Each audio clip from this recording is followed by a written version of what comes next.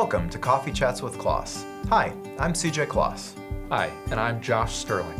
Today, we will be discussing the hotly debated topic of concentration versus diversification when it comes to owning stocks. While this topic may only apply to a select group of individuals and families, how they choose between concentration or diversification has the potential to significantly impact the financial lives of future generations. Given the complexity of this topic, we are breaking up our chat into 3 parts. First, we'll go through some important definitions. Second, we'll talk through a case study that integrates many of these definitions.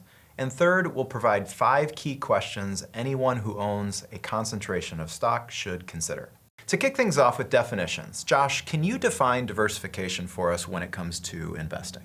Absolutely. The Securities and Exchange Commission, known as the SEC, defines diversification as the practice of spreading money among different investments to reduce risk.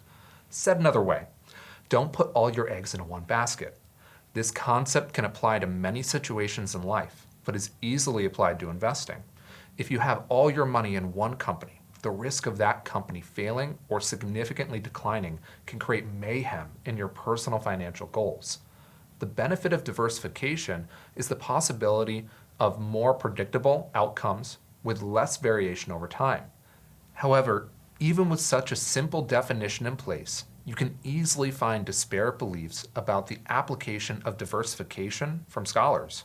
Harry Markowitz, a prized economist and distinguished writer, said in favor of diversification is the only free lunch in investing. Conversely, the world-renowned investor, co-founder, chairman, and CEO of Berkshire Hathaway, Warren Buffett, said, "A lot of great fortunes in the world have been made by owning a single wonderful business. If you understand the business, you don't need to own very many of them." So what are investors supposed to do with this? We have a simple definition of diversification that seems intuitive enough, but seemingly lacks consensus within the industry as it relates to applying the definition. Let's keep digging to see what we can discover. The second term we need to define is concentration within the context of investing. Concentration is an investment approach where an individual or household focuses a significant portion of their net worth on a limited number of assets or sectors. Similar to the previous quote by Warren Buffett, investment concentration has the potential to build immense wealth for an individual or family when it works. Investment concentration also has the potential to cause significant financial harm when it doesn't work, assuming the individual or family was dependent upon the investment for their future financial well-being. For the purpose of our chat, it would be easier to define stock concentration as a percentage of a household's net worth. Unfortunately, the topic of reasonable concentration is more nuanced than a simple percentage of net worth. It is more closely tied to someone's unique circumstances, restrictions, taxes, financial goals, and risk tolerance. Risk in investing is another important word to define. The Financial Industry Regulatory Authority, known as FINRA, defines risk as any uncertainty with respect to your investments that has the potential to negatively impact your financial welfare. While risks within the context of investing may get a little complex, all of us assess and accept various risks within the decisions of our everyday lives. Whether it's the risk of driving a motor vehicle or the risk of going to a crowded farmer's market during the flu season. In life, some risks are unavoidable. With that being said, tolerance for risk within our everyday lives varies person by person. Thankfully, we can choose to accept, limit, or reject certain risks. Similar to the risks we must assess within our everyday lives, some risks with investing are unavoidable, while others can be rejected or reduced. However, when investing in stocks, it may be more complicated to recognize what risks we're assuming. Let's dig a little deeper. When we think back to the definition of risk with investing, as defined by FINRA, being linked to a potential negative effect on your financial well-being, it becomes clear that one of the most obvious and significant risks to investing in stocks is the potential for financial loss. Therefore, we should consider the risk of investing in a single stock through the lens of our ability to withstand a complete loss of that single investment. Now, while we need to evaluate these critical what if I lose it all scenarios, in reality, not all companies are going to zero. But it's still important to understand that the risks of owning a single stock are quite different from the risks of being in a diversified portfolio. A single company could have an unrecoverable loss from a plethora of unforeseen circumstances, like a product line becoming irrelevant, regulatory pressures, a financial scandal, a patent infringement lawsuit, and the list goes on. These events could be minor hiccups in the success story of a company, or they could forever damage the reputation or operations of a business that could lead to complete loss. This differs from investing in a diversified portfolio of stocks, since the probability of an unrecoverable loss is far less likely. With the definitions of diversification, concentration, and risk in our minds, before we move on to our case study, let's first talk through another important consideration when it comes time to this debate: taxes. While diversification makes sense academically, in practice, one very common and reasonable objection we hear is, what about the tax consequences of selling a concentrated, highly appreciated position outside of a retirement account? This is a great question and requires ample consideration from individuals and families with the help of their financial professionals. Armed with our defined terms, let's jump into the second part of our chat where we consider a case study that ties it all together. We have Scott, age 48, and his wife Sarah, age 46, in the year 2015. Scott's father passed away at age 72 from pancreatic cancer, leaving him an inheritance of $150,000. Due to the circumstances of his father's passing, Scott and Sarah wanted to invest the inheritance in something that would honor his legacy by helping other cancer patients. Therefore, Scott and Sarah researched a company called Kintara Therapeutics and decided to purchase $150,000 of stock in August of 2015 because they heard that they were developing novel cancer therapies that could change the landscape for cancer patients forever. Scott and Sarah were thrilled when their investments soared to $732,000 in June of 2016. For some, this significant increase in value may not have been life-changing, but for Scott and Sarah, this investment now represented more than 50% of their net worth and was the sole reason they began planning an early retirement and considering the purchase of a vacation home in Arizona. Scott and Sarah couldn't be convinced by their financial advisor to sell a large stake in Kintara for two primary reasons. One, who in their right mind would sell their biggest winner? And two, their accountant was warning them about the short-term capital gains taxes they would owe if they sold any of the stock.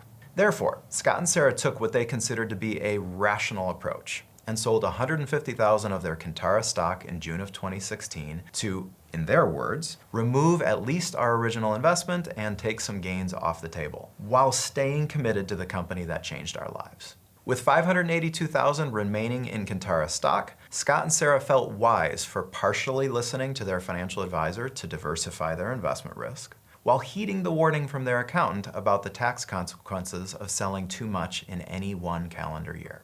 1 year later, in June of 2017, Scott and Sarah were anxious when their remaining investment in Kintara stock declined to about $100,000. At this point, their discussions around an early retirement and possibly purchasing a second property had stopped, and their financial advisors suggested they sell about half of their remaining stock. However, they were opposed to the idea, citing, "Why would we sell a good stock when it's down in value?" To which their advisor responded, "You are not down in value, you are still significantly up from your original investment." Nevertheless, Scott and Sarah did not listen to their advisor and said, "Let's just wait another year. We are confident in the future of Kintara." 1 year later, in June of 2018, their investment in the stock had declined further, down to $40,000. As of June 2023, their remaining stock in Kintara was worth $500. Situations like this are the most common we see in the industry. Hardworking individuals or families like Scott and Sarah who find themselves in an unlikely situation with unplanned concentration in one stock. Unfortunately, all too often, those individuals or families are unable to properly assess concentrated stock risk in light of their financial goals, risk tolerance, and tax consequences. Sometimes blind luck or ongoing long-term success of the concentrated stock can lead to successful financial outcomes, but the experience of Scott and Sarah is all too common. In our final section, we will give you a framework to analyze concentrated stock in tandem with your unique circumstances. We'll review this with a practical example where we outline some of the major considerations. The framework focuses on 5 key questions as you evaluate selling your concentrated stock. These are control. What type of control do I have in the company? And would selling that change the control? Restrictions. Is my ability to sell restricted by my ongoing employment arrangement or any blackout periods? Taxes. If I sell my stock, what will be the tax implications? Personal financial goals. What percentage of my net worth does this stock represent, and how would my future financial well-being be impacted by a significant loss? Risk tolerance. How would I mentally, emotionally, and financially tolerate a significant loss? Let's take these 5 framing questions and apply them to an example. Let's introduce Bill, who is age 55. He's the director of operations for a small manufacturing plant that is privately owned. Bill was one of the first few employees of the plant and rose through the ranks as the company grew. Through a series of events and small transactions, Bill now owns 5% of the total outstanding shares of the company, and those shares represent 35% of his $5 million net worth. Bill was looking to retire in 5 years at age 60. However, the company is now going through a leadership transition and hiring a new CEO. The new CEO is a sharp, dynamic woman who is looking to expand their operations. Bill is recognizing his lack of energy for the next phase of the business expansion. Furthermore, he is worried that the new CEO doesn't have the industry knowledge to execute on her aggressive growth plans, which could put the company into a declining profit tailspin. Beyond that, Bill is worried that he might get fired by the new CEO if he begins to sell his stock while he's approaching retirement. Bill has a relatively modest lifestyle, but even though if the company were to fail or decline significantly, it could impact his ability to retire comfortably in 5 years. Let's talk through the 5 key questions and answers for Bill. Control. Bill does not have a large degree of control over the company given his 5% ownership stake. He has some insights into the company's operations and future growth given his longevity with the plant and his connections to the executive team. But those insights are diminishing as the founders retire and as he gets closer to his own retirement. Restrictions. Bill can easily sell his stock, but it takes time to receive the sale proceeds given that the shareholder agreement gives the company up to 10 years to pay out anyone who is selling more than 1 million stock at any given time. Furthermore, he is worried that he might get fired by the new CEO soon after indicating his interest to sell, given that she is looking for high-energy employees and investors and not declining energy 55-year-old men who lack confidence in her vision. Taxes. Given that Bill has slowly accumulated stock in the manufacturing plant over a series of small transactions over several years, his cost basis on the company's stock is about 1/3 of the present value. Therefore, if he were to sell the stock and receive the proceeds over many years, as the shareholder agreement may require, his tax burden would be muted. Personal financial goals. Bill has always wanted to retire by 60, and possibly earlier depending upon the situation. Once retired, he wants to travel around the world. Considering Bill's total net worth, he has nearly reached his financial goals when considering the current value of his company stock. Risk tolerance. Bill's risk tolerance is declining as he gets older, closer to retirement, and closer to achieving his financial goals. He does not want to see his savings decline prior to retirement. Observations and suggestions. Bill has a lot of good options given that he has diversified a majority of his portfolio and net worth outside the company. Bill may want to retire early and sell his stock or request the sale of up to half his current stock while remaining the director of ops. Selling half his stock at current valuations could make him a target for removal by the new CEO. Bill could try to hang on until his retirement at age 60 before selling any stock, but he would still have the risk of getting fired along the way. Furthermore, if his worst fears are realized, he could see a decline in the stock value if the new CEO's aggressive growth plans decline profits over the next few years. Bill will need to weigh the risk given that his earnings potential over the next 5 years until retirement is small in comparison to the risk of a significant decline in the stock price of the privately held manufacturing business with a new CEO. If Bill decides to stay, he should continue maxing out his 401k at work and continue remaining focused on paying off any debt prior to his retirement. Our hope is that these 5 key questions will help every individual or family comprehensively and insightfully evaluate the nuances associated with their concentrated stock. So after reviewing all this detail, who's right? Markowitz or Buffett? Sell and diversify, or hold on to your concentrated stock for the long run? As with most topics in the world of financial planning, the answer is it depends.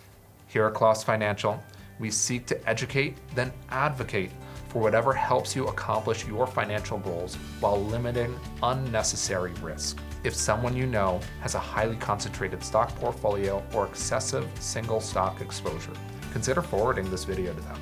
Thanks for joining us for another episode of Coffee Chats with Klaas. See you next time. Bye.